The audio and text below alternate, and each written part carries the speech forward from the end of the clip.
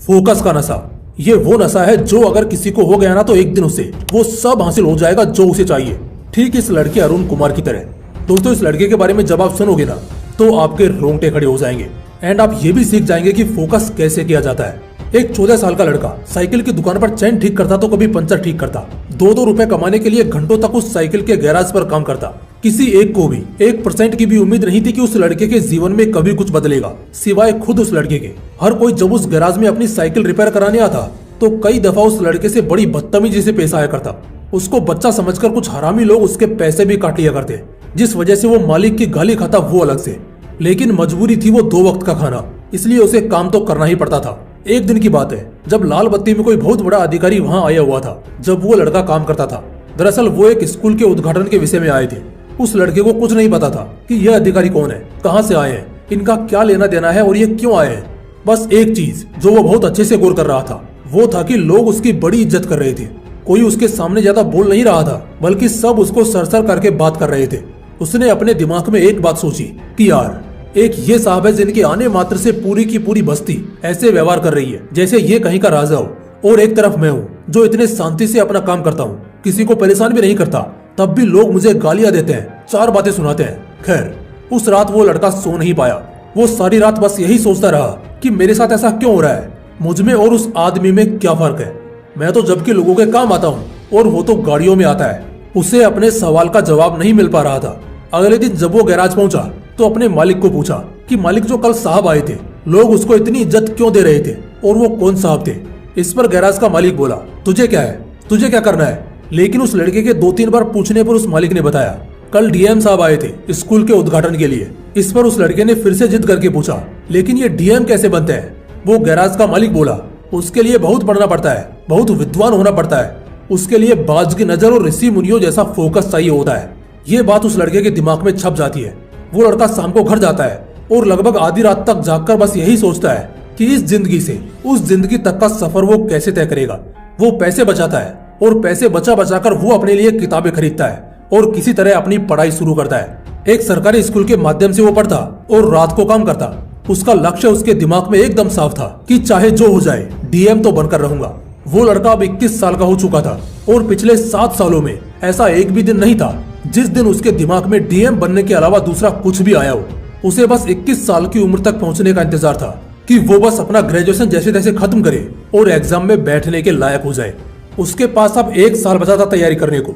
उसने इतने पैसे जुटा लिए थे कि अगर अगले 6 से 8 महीने वो काम ना भी करे तब भी उसका खर्च चल जाएगा। अगले 6 से 8 महीनों के लिए वो पूरी तरह अपने डीएम बनने के सपने को दे देता है। पहला महीना वो रगड़ कर मेहनत करता है। वो खूब मेहनत करता है, दिन रात सिर्फ और सिर्फ पढ़ता रहता है। 3 और महीने बीतते हैं। वो सिर्फ 1 वक्त का खाना खाता और बाकायदा पूरा दिन सिर्फ और सिर्फ अपने किताबों से चिपका रहता। जैसे जैसे उसका एग्जाम नजदीक आ रहा था उसके पढ़ने के घंटे भी बढ़ते जा रहे थे। इसी तरह 4 महीने बीत चुके हैं। तभी अचानक एक रात वो अपनी पढ़ाई खत्म करके जैसे ही चटाई बिछाकर सोने की तैयारी कर रहा होता है कि उसे उसी वक्त चक्कर आ जाता है और वो गिर जाता है। अब भला उस गरीब को देखने वाला कौन होगा, इसलिए वो बेचारा खुद ही 1-2 घंटे बाद जब होश में आया तब खुद को संभालते हुए उठता है और फिर जो थोड़ा खाना बचा था उसे अपने लिए परोसता है। खाने के लिए उसने अभी पहला निवाला रखा ही था कि तभी उसको उल्टी हो जाती है। सारी रात वो उल्टी करता रहता है। अगली सुबह जैसे तैसे थोड़ा सो लेने के बाद जब उसकी आंख खुलती है तब उसका पेट हल्का दर्द करना शुरू करता है। वो कुछ समय के लिए इसे नजरअंदाज करता है और रोज की तरह अपना काम करता है। फ्रेश होकर पढ़ाई करने बैठता है। पेट दर्द अब भी कर ही रहा था तो वो बाहर जाकर कुछ दवाई ले आता है और कुछ खाकर पढ़ाई शुरू करता है। दिन के 6 से 7 घंटे लगातार पढ़ने के बाद अब कहीं जाकर उसको थोड़ा सा चैन मिलता है और शाम को वो थोड़ा टहलने के लिए निकल जाता है। धीरे धीरे करके वक्त गुजरा। अब बस 1 महीना रह गया था एग्जाम को, जिसका इंतजार इस लड़के को पिछले 7 साल से था। तभी अचानक एक दिन फिर से इसका पेट दर्द करना शुरू कर देता है। इस बार इसका पेट इतना दर्द करता है कि वो अब सहने लायक नहीं था। उसे मजबूरन डॉक्टर के पास जाना ही पड़ता है। वो डॉक्टर के पास जाता है और चेकअप के बाद उसे पता चलता है कि उसे किडनी स्टोन है, उसके पेट में पथरी है। ये सुनकर उसे झटका लगता है। डॉक्टर ने कहा कि या तो ऑपरेशन करा लो या फिर दवाई लो, शायद गल जाए, मगर ये दर्द बहुत देगा अगर ऑपरेशन नहीं कराया तो। वो मन ही मन सोचने लगा कि अब ऑपरेशन का खर्चा कहाँ से लाऊंगा। कुछ पैसे बचाए हैं जो अगर इसी में लगा दिए तो अगले 1 महीने खाऊंगा क्या और एग्जाम कैसे निकालूंगा। बस इन्हीं सब बातों को दिमाग में रखकर वो अपने घर लौटता है। वो बस भगवान से इतनी दुआ करता है कि बस कम से कम 1 महीने तक उसे कोई दिक्कत ना हो ताकि वो अपनी पढ़ाई अच्छे से कर सके। लेकिन भगवान ने उसके लिए कुछ और ही सोच रखा था। अब उसके साथ थोड़ा अजीब होने लगा। रोज तो नहीं, लेकिन अक्सर 1-2 दिन में उसे दर्द होता ही था, और ये दर्द तब ज्यादा होता जब वो कुछ भी खाना खाता था। अब जाहिर सी बात है, वो खाना कैसे छोड़ सकता है। खैर, उसने पहले के महीनों में जमकर पढ़ाई की थी, इसलिए अभी बस उसे रिवीजन ही करना था। वो पढ़ता रहा और पढ़ाई के साथ साथ वो उस दर्द को भी सहता रहा। लगभग 7 दिन में उसकी परीक्षा थी और आखिरकार उसने अपनी सारी पढ़ाई कर ही ली थी। अब वक्त आ चुका था उसे अपनी जिंदगी की सबसे बड़ी परीक्षा देने का। आखिरी दिनों में तो मकान मालिक तक ने उसे घर से निकाल दिया था, क्योंकि उससे घर का किराया नहीं दिया जा रहा था। अब क्या करे बेचारा, सारे पैसे खत्म हो चुके थे। तो इस बीच वो अपने एक दोस्त के घर पर रहता है, लेकिन एग्जाम से एक रात पहले अचानक बिजली चली जाती है। अब कल दोपहर को उसे परीक्षा में बैठना है। अब अगर वो आज बिना पढ़े सो गया तो हो सकता है उसके इतने सालों की मेहनत पर यह अकेला दिन भारी पड़ जाए। इसलिए वो उस रात सड़क के बीचों बीच स्ट्रीट लाइट्स की रोशनी में बैठकर पढ़ता है। गाड़ियां एक के बाद एक गुजर रही थी, लेकिन उसका फोकस सिर्फ और सिर्फ उसके किताब पर था। वो सिर्फ और सिर्फ पढ़ता रहा। नींद आ गई तो रात को फुटपाथ पर ही सो गया। अगले सुबह दोस्त के घर गया, जहां वो कुछ दिनों की मोहलत मांगकर रह रहा था। फ्रेश हुआ और नाश्ता करके सीधा एग्जामिनेशन सेंटर पहुंचा। वहां स्टूडेंट्स की भीड़ देखकर उसे थोड़ी घबराहट महसूस हुई, लेकिन फाइनली वो शुभ घड़ी आई गई जिसका उसे सालों से इंतजार था। वो एग्जाम में बैठा। प्रीलिम्स उसका निकल चुका था और वो मेंस के पहले पेपर में बैठा था। आज पहला पेपर उसका बहुत अच्छा गया। उसे आज क्वेश्चन पेपर देखकर डर नहीं लग रहा था दूसरे कैंडिडेट्स की तरह, बल्कि उसको तो मजा आ रहा था। वो बड़े आराम से आज अपना पहला पेपर खत्म कर लेता है और शाम को बड़े आराम से बैठकर इस बारे में सोच रहा होता है। ये सब उसके वनवास का नतीजा था। उसे बस सिर्फ 2 बातों का डर था।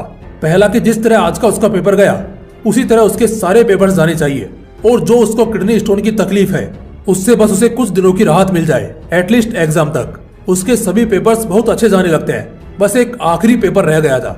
उस आखिरी पेपर से पहले तक उसकी सारी तैयारी हो चुकी थी और वो खुद को इस साल का डीएम बनते भी देख रहा था। लेकिन तभी बस सुबह सुबह जब वो उठता है तो उसके पेट में हल्का दर्द शुरू हो जाता है। वो हल्का गुनगुना पानी पीता है, मगर इससे भी उसे कोई राहत नहीं मिलती। किसी तरह वो एग्जाम सेंटर पहुंचता है। तब तक दर्द बढ़ चुका होता है। जैसे तैसे करके वो एग्जाम देता है। एग्जाम के आधे के बाद दर्द इतना ज्यादा बढ़ चुका था कि अब उससे सीधा बैठा तक नहीं जा रहा था। इन्विजिलेटर भी आकर उसको पूछता है कि क्या उसे कोई दिक्कत है, और अगर है तो वो बाहर जा सकता है। लेकिन वो लड़का मना कर देता है। उसका ध्यान 1% दर्द पर था और बाकी 99% पेपर पर।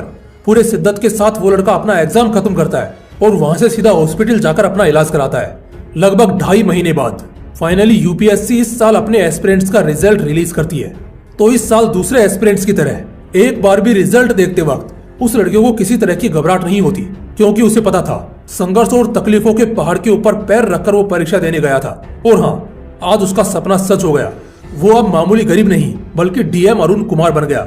उसे इंटरव्यू के लिए बुलाया जाता है, जहां इंटरव्यूअर्स को जब उसकी कहानी का पता लगता है तो वो भी हैरान हो जाते हैं कि वाकई में किसी इंसान का फोकस इतना तगड़ा कैसे हो सकता है। उस बंदे को यूथ क्लब की तरफ से इंटरनेशनल फेस्ट में बुलाया जाता है, जहां वो कहता है दर्द हो, तकलीफ हो या मौत आ जाए, अगर फिर भी तुम्हारा ध्यान तुम्हारी मंजिल से न हटे तो ब्रह्मांड खुद तुम्हें जिताता है। मैंने अपने संघर्ष के दिनों में कभी संघर्ष पर ध्यान ही नहीं दिया। मेरा ध्यान सिर्फ एक चीज पर होता था और वो थी मेरी किताबें। फोकस का नशा था मेरे अंदर। किताबों के पन्नों से कभी ध्यान हटा ही नहीं।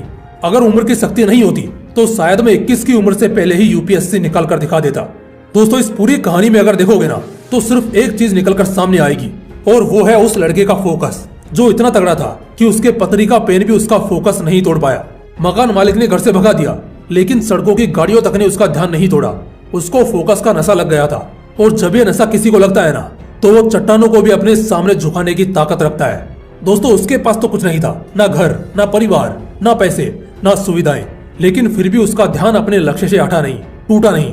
तुम्हारे पास तो सब कुछ है, साला ध्यान इतना तगड़ा होना चाहिए कि सामने बवंडर की लहर भी निकल जाए, लेकिन जिस भी चीज पर ध्यान होना उससे हटना नहीं चाहिए। अगर ऐसा फोकस का नशा आपको भी चढ़ाना तो फिर किसी का बाप भी आपको कामयाब होने से नहीं रोक पाएगा।